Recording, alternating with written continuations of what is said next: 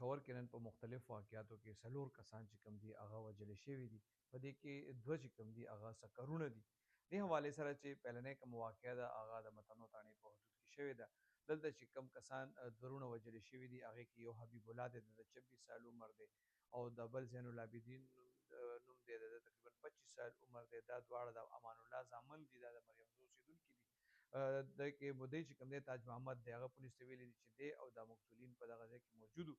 په مسلح کسان رالل او په دې ډزو کې په هغې کې چې کوم دی دا دواړه وروڼه لګېدلي دي، مړه دي. دې حوالې سره چې کوم ملزمان دي په هغې باندې اف آی آر درج شوی دی. دغسې د قتل بله واقع چې کوم دا نو هغه د بالامڼې تاڼې په حدود مشتاق آباد کې شوې ده. په دې کې چې کوم مقتول دی هغه نوم دی خیال محمد، د هغه عمر دی 25 سال.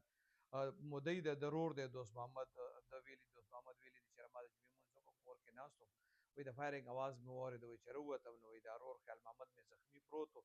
وایي ده راته وویل چې یاره دې کسانو د ګاونډي سره د ماشومانو په سر باندې جګړه شوې وه او هغه په ده باندې ډزې وکړې او دی وویشتو، دی په دې کې مړ دی. د قتل بله واقع چې کوم دغه د شاهپور تاڼې په حدود کبوتر چوک کې شوې ده. دې کې مدعي چې کوم دی شبیر دی، هغه د افغانستان دی، بیسیکلي د پاړي پوره کې اوسېږي. هغه وایي هغه د خپل اوښي عزیز الله سره دغلته د فروټو په دغه دوکان کې ناست و کبوتر چوک کې. وایي په موټرسایکل باندې 2 کسان رالل، مخونه یې پټ کړي وو، په موږ باندې یې ډزې وکړې. په دې کې د عزیز الله چې دی دا لګېدلی دی، مړ دی. پولیس د نامعلومو کسانو خلاف اف آی آر درج کړی.